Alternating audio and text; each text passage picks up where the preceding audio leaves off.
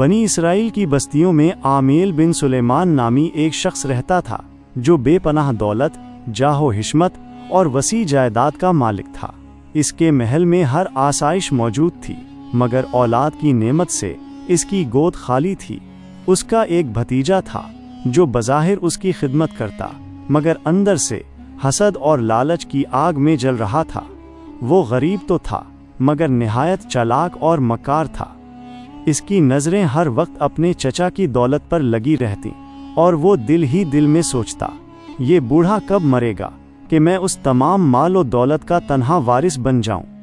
آخر کار دنیا کی ہوس نے اسے اندھا کر دیا۔ ایک تاریک رات جب سارا شہر گہری نیند سو رہا تھا، اس نے اپنے بوڑھے چچا کو بے دردی سے قتل کر دیا۔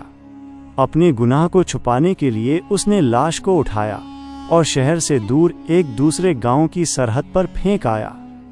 صبح ہوتے ہی اس مکار بھتیجے نے مکر و فریب کا جال بچھایا۔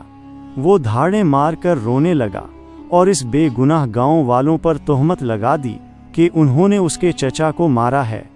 بستی میں کہرام مچ گیا۔ لوگ ایک دوسرے پر الزام تراشی کرنے لگے اور قریب تھا کہ تلواریں نکل آتیں۔ اس نازک وقت میں لوگ حضرت موسیٰ علیہ السلام کی خدمت میں حاضر ہوئے اور عرض کی، اے اللہ کے رسول، آپ اپنے رب سے دعا کیجئے کہ وہ ہمیں اس قاتل کی خبر دے دے تاکہ بے گناہوں پر سے الزام ختم ہو جائے۔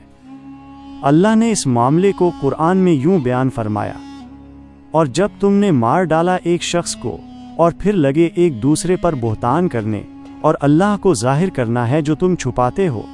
جب حضرت موسیٰ علیہ السلام نے دعا کی تو جبرائیل علیہ السلام پیغام لائے کہ اللہ فرماتا ہے، ان سے کہو کہ ایک گائے ذبح کریں اور اس کا ایک ٹکڑا مقتول کے جسم پر ماریں، وہ زندہ ہو کر خود قاتل کا نام بتائے گا۔ حضرت عبداللہ ابن عباس نے روایت کی ہے کہ اللہ نے ان کو گائے ذبح کرنے کا حکم اس لیے دیا کیونکہ وہ قوم گائے ہی پوجتی تھی، اس لیے اللہ نے فرمایا کہ وہ اپنے معبود کو اپنے ہی ہاتھوں سے ذبح کریں تاکہ ان کو معلوم ہو جائے کہ وہ جس کو اپنا معبود سمجھتے ہیں وہ تو ان جتنی طاقت اور عقل کا مالک بھی نہیں ہے۔ ادھر اس گائے کی تلاش شروع ہوئی تو معلوم ہوا کہ وہ کوئی عام گائے نہیں تھی۔ یہ کہانی ایک نہایت صالح نوجوان کی تھی جو اپنی بیوہ ماں کا بے حد فرما بردار تھا۔ اس کے والد ایک نیک انسان تھے جنہوں نے مرتے وقت اپنی اکلوتی گائے کو جنگل میں یہ کہہ کر چھوڑ دیا تھا، جب میرا بیٹا جوان ہو تو اسے یہ گائے عطا کرنا۔ یہ نوجوان دن بھر لکڑیاں کاٹتا، ان سے ہونے والی آمدنی کے 3 حصے کرتا، ایک ماں کے لیے، ایک غریبوں کے لیے اور ایک اپنی خوراک کے لیے۔ اس کی ماں نے اسے بتایا کہ تمہارے باپ کی ایک امانت جنگل میں ہے۔ جب وہ جوان جنگل گیا اور اللہ کا نام لے کر پکارا تو وہ گائے خود چل کر اس کے پاس آ گئی اور انسانوں کی طرح بولی، اے اپنی ماں کے فرما بردار جوان، تو میری پیٹھ پر بیٹھ جا۔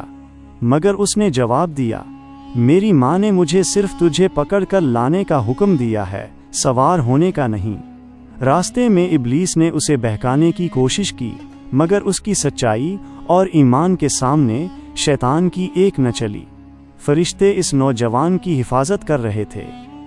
بنی اسرائیل کے لوگ جب گائے کی نشانیاں پوچھتے پوچھتے تھک گئے تو آخر کار وہ اسی نوجوان کے گھر پہنچے۔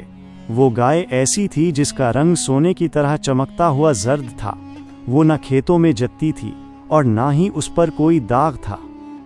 فرشتوں کی رہنمائی سے اس نوجوان نے اس گائے کی قیمت اس کی کھال میں بھر کر سونا مانگی۔ حضرت موسیٰ علیہ السلام کے حکم پر وہ بیش قیمت گائے ذبح کی گئی۔ جب اس کی زبان کا ٹکڑا عامیل مقتول کی لاش پر مارا گیا تو ایک ایسا منظر رونما ہوا جس نے سب کے دل دہلا دیے۔